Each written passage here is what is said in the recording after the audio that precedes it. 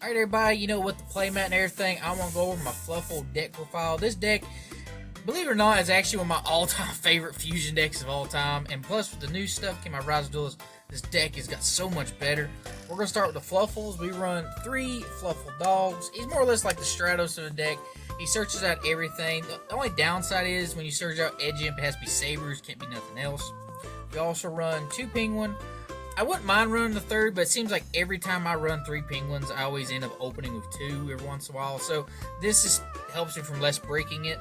I will say I do run 2 Owls. I like Owl for the instance because a lot of times if you get ashed, it hurts. So I don't mind paying an extra 500 life instead of adding the poly. So that gets around from getting ashed and everything. So I like that a little better. I do play 1 Sheep and 1 Cat. I've actually thought about bumping Cat up to 2 because Cat I just like because you get to add the poly back from graveyard back to hand, and Sheep just helps you recur stuff that you can get on the field and actually link climb better in my opinion. I do run 2 Bear. I think a lot of people like running 3. I think 2's good enough. It seems a little bricky, but it's just me. That's one thing I love about this deck. You can play it in so many variants in so many ways, and it still does what it does, but this seems to work for me the most. And speaking of Bear, we also got the draw engine of the card, mostly, is Fluffal Wings. This card is so fun. You just like draw power off of it more than anything. That's all the Fluffals. Now we go into the Edge Imps. The card that made this deck so much better was Edge Imp Scythe. I mean, that was the biggest downfall for Fluffals more than anything, is that we can never interact on our opponent's turn where we can actually disrupt stuff, so that made a big difference. This card alone has been amazing. Also, to help protect your Frightfurs when they're on the field has also been amazing. We also run 3 Chains. Chain is always going to be at 3 because, just to add any Frightfur card from the deck to the hand is always amazing, whether it be Frightfur Patchwork, whether it be Frightfur Fusion. Even if you feel like you're a person that likes playing Frightfur Factory, the new Frightfur card that came out of Rise of Duelist, this card just searches out everything. And then, of course, the 1 Sabers, because we can just recur it. It's not that hard. Granted, it's not the Lost Art, but I still love Sabers more than anything. That's the Edge Imps. Let's go into the spells. Now, one spell I'm playing a lot of people don't use is I do 1 for 1. So 1 for 1 is actually really good because you can actually search out the Cat or the Wings to get it on the board, so that way you can get in the graveyard. Plus, if you send a Edge Imp's Chain or Edge Imp, not Edge Imp, or a Toy Vendor, you just more or less get pluses off of that just because you're sending it to the grave, so they automatically go off. So this is, I think, is a card that people are underestimating in Fluffals and Frightfurs. I highly recommend people playing this, even if it isn't 1. It's such a good card to bench. Also, I run 2 full Sparrow Goods. I like it just because it gives me more extensions to use Toy Vendor to my disposal. I can send Toy Vendor. Even if I already used all my Toy Vendors, if I want to minimize the deck and something I definitely don't need to draw, I could actually just do full Sparrow Goods and send full Sparrow Goods, just to minimize the deck and thin it out. I run 2 Frightfur Fusions. I know a lot of people are running 1 Frightfur Fusion and they're relying on Dolphin, to bring the Frightfur Fusion back. I think that's just too much of a gamble in my opinion. I like to know that I could go in there and get it or even see an opening hand, so that's very important to me. 3 Toy Vendors. That's just everything with Fluffals and Frightfurs. You're going to run 3 Toy Vendors. I mean, that's just a guarantee. Just like you're going to run 3 polymerizations. I've seen some people do like the fusion substitute or whatever that makes it a poly in the deck. I don't think it's really good. I think 3 polys is all you really need more than anything. And of course, you're searching out the poly with the Frightfur Patchwork. This card, man, we waited forever. If you were a Fluffal true player, we waited, 2 years we got the card. I mean, it was a little late, but better late than never. It's still an amazing card, guys, regardless. Hand traps, not including the Scythe. I actually run 3 Ghost Ogres. I like clearing bodies. It makes things a lot easier. And then I also run Infinite Permanents. You could probably change these if you're more of a budget person. I actually have Droplets, but they're in a different deck. But you can change the Ghost Ogre to like in Permanents to Effect Veiler. The Ghost Ogre, you could probably change that to something more budget friendly. Whether it be no material, especially when you want to lock your opponent so you can blow a board better. You can even do DD Crow, something small, that helps you in so many ways. World Chalice, that'd be a good substitute if you didn't want to do Ghost Ogres. Alright, and that is a 40 card deck, just so y'all know. It's not 41, 42, it's actually exactly 40. Let's go into extra deck. I do run 2 Frightfur Tigers. I love Tiger for the fact that you can just pop cards, and you can chain block with Tiger, so you can still get your searches on depending on what materials you use to fuse with. Best card ever was Whale. I mean, Frightfur Cruel Whale. This card is amazing. It's so sad. Everybody in the Fluffal community, we freaking are upset because it's a common. It's the only card in the extra deck we're going to have that's a common. It's the only card. So, it's really sad more than anything on that one. We do run 2 Frightfur Krakens. This card has went up in so crazy in price, but you only need 2. You don't really need 3.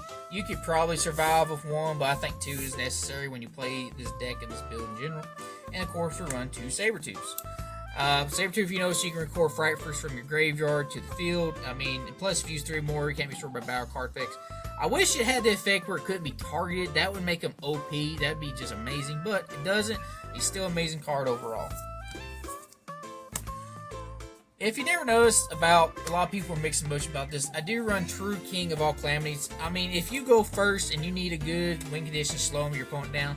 Whale is a 9. This is not that hard to make. I don't see why any Fluff player shouldn't be playing this. This card, I mean, it's a style card. I mean, granted, it probably will get banned eventually, or some sooner or later. But for now, we're still going to play it, even if it is.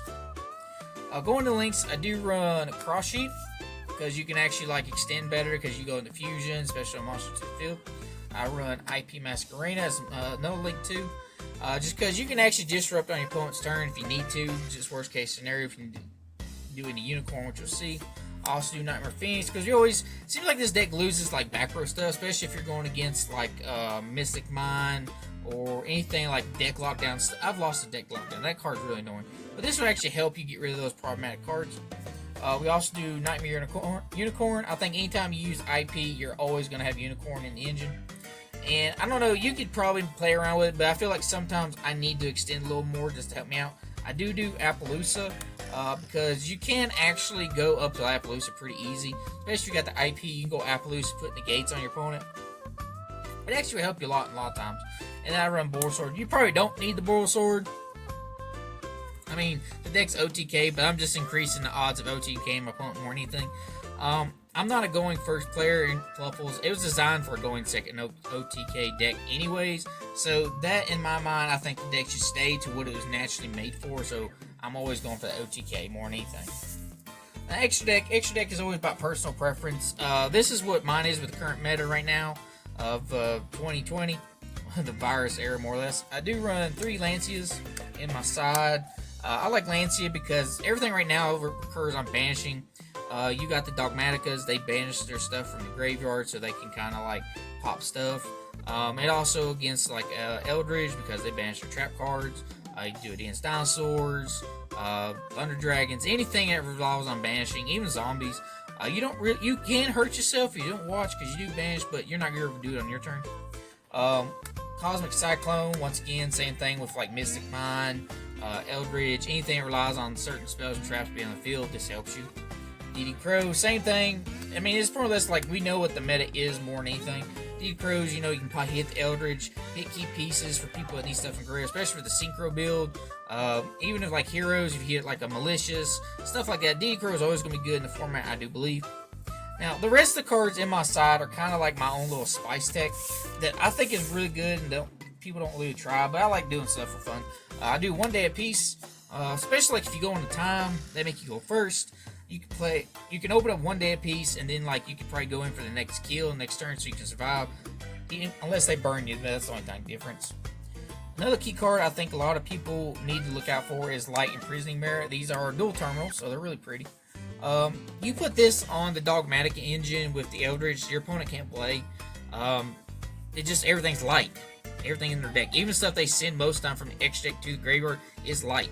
So they lose so many effects, and you pretty much get a win from that majority of the time because they have no effects. Another small little spice engine I've been doing in my side also. If you know you're stuck going first, I actually have Frightfur Meister and Barrier Statue of the Abyss. Now, hear me out with this. This is actually pretty cool because if you got Edge of Chain, it goes to the graveyard, you search out a Frightfur, search out Meister. If you have a Fluffal on the board, you just tribute away, put out Barrier Statue, stall your opponent because they're locked in darks only. So even if they put a monster on board big enough to hit this, they have to use up their battle phase before they can go on, and you could probably go from there, go on for the next kill. So it helps you in a lot of ways right there. But you know, guys, that is my Fluffal and Frightfur deck profile. You know, comment down below, subscribe, tell me what your thoughts are. You know what, guys, try it out and let me know. And you know what, guys, we'll see you next time. Peace.